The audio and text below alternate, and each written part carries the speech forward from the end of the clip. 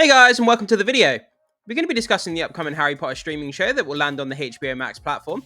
So grab your wands as we magic our way into this Potter news.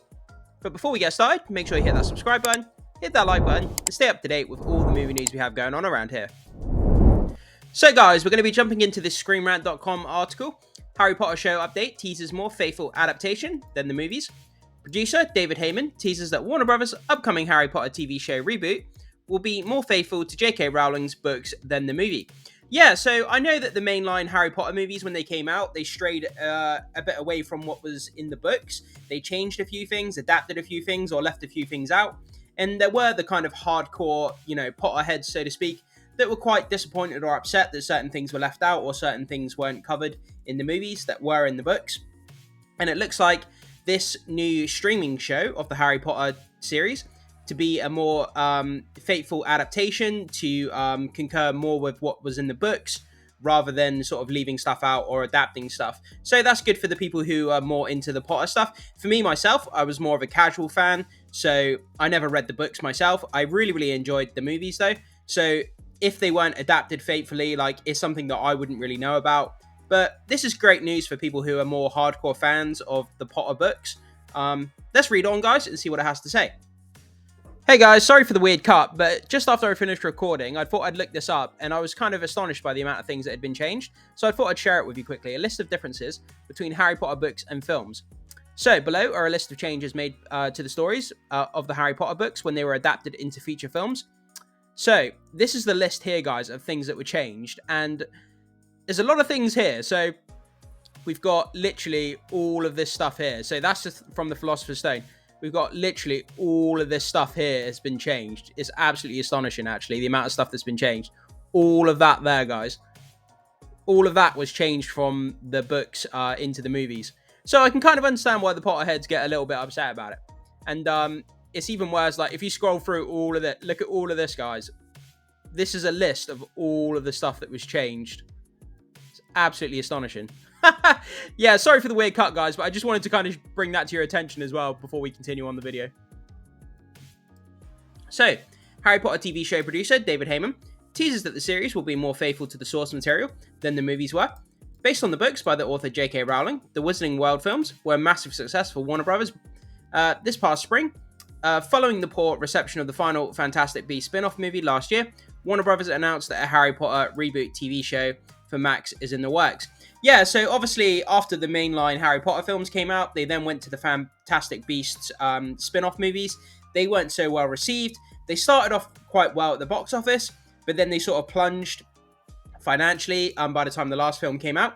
But guys, we're going to quickly jump over and have a look at the box office financials for the Harry Potter movies. And let's just have a look at what kind of box office revenue that they made, because I think this would be quite interesting to have a look at. So we're going to hop over to the numbers, and we're going to have a look at the box office results for the Harry Potter franchise.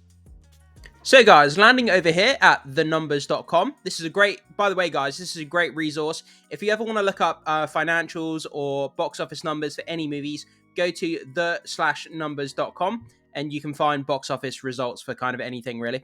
So let's have a quick look at the Harry Potter movies here.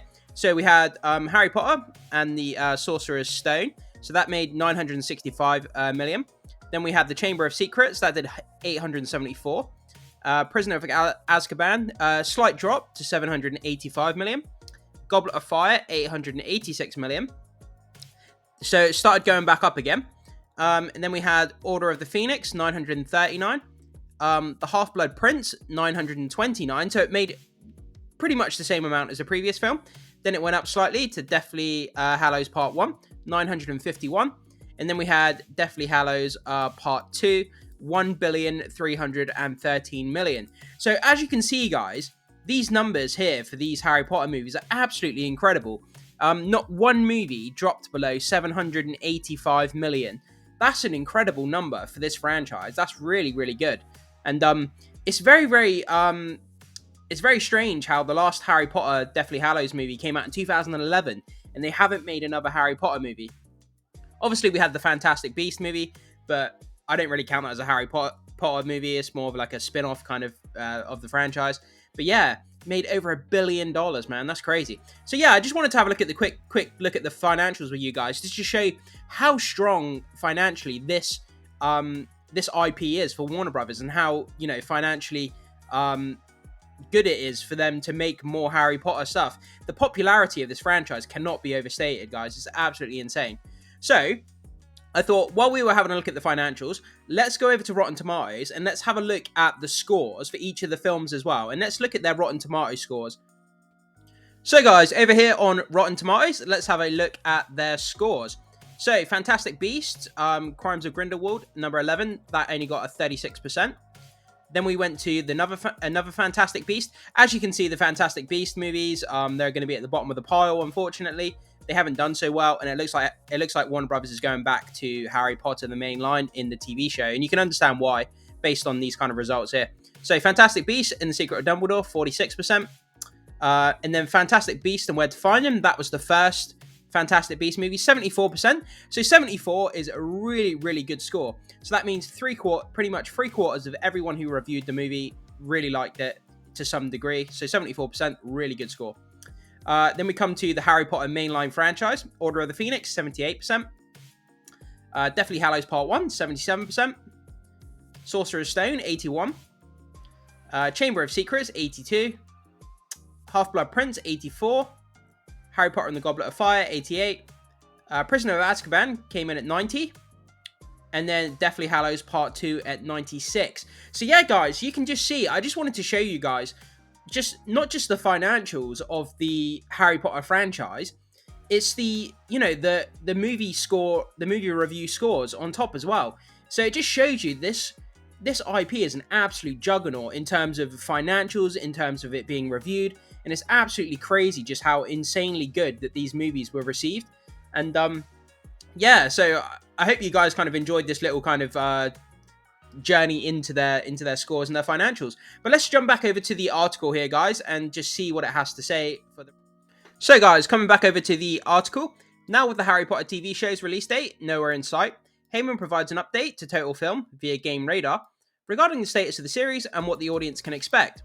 While it doesn't sound like the show will be coming anytime soon, the producer does tease that the new format will allow a more faithful adaptation. Check out Heyman's full comment below. So he goes on to say, quote, "On Harry Potter, it's early days. We haven't even hired a writer to begin writing. It's a bit early, but hopefully it will be something that's very special.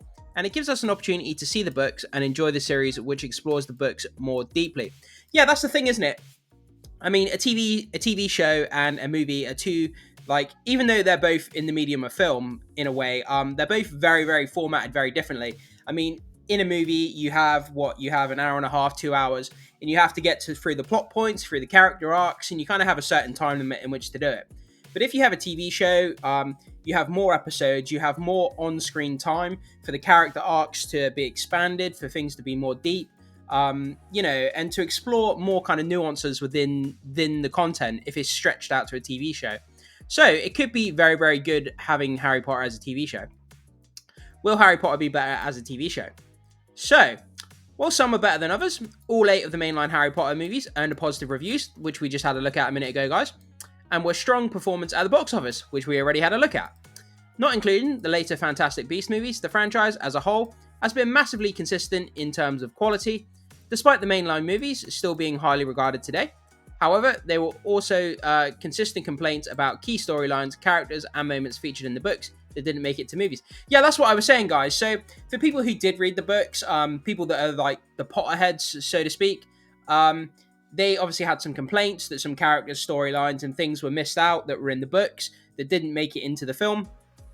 I kind of understand it to a certain point, because when you're adapting a game or, you know, a book or something like that into a movie, in order to change it into a different medium, you have to adapt it. So you have to leave some things out, add some things in to make the story more cohesive from a book to a film. So I get that. But then I understand, being a Potterhead, if you're a hardcore fan, you don't want things to be missed out. So I understand it from both points of view. But as a casual fan like myself and a lot of people who didn't read the books, obviously we'd have no idea if something was missing. So it didn't affect me so much.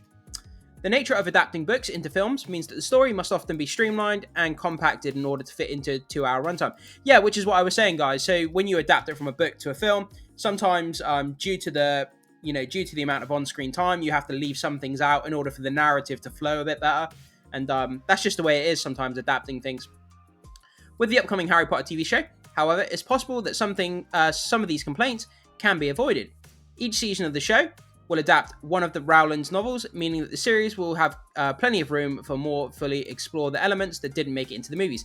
Yeah, so it seems that each series is going to focus on one book at a time, so they can really stretch out the elements of the books, the narrative, and each season can really focus on each individual book, and they can get some really, really cool in-depth kind of storytelling with that. It's unclear how many episodes each season will have, but 8 to 10 hour-long episodes seems like a safe bet. While the show will have more pure content hours for storytelling on its side, it's unclear if the Harry Potter TV show cast and key creatives will be able to once again capture the magic in the bottle the same way the movies did. That is going to be the tall order of the day, guys. So obviously, the Harry Potter movies that came out, they were like universally beloved. People loved it. Obviously, Daniel Radcliffe as Harry Potter was kind of loved as well. He was like perfect for the role. And trying to cast someone to fulfill his shoes as Harry Potter and replacing the mainline cast is going to be a very, very difficult thing to do.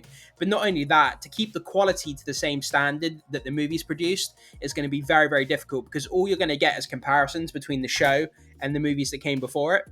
And it's going to be a tall order, guys, to keep that quality and to get a cast that can be the same standard as well. But yeah, guys, let me know what you think about this. Are you looking forward to a Harry Potter TV show, or would you just prefer it to be more movies? Let me know what you think about this, guys. Were you disappointed that they didn't adapt more stuff from the books into the movies as well? Love to know your comments.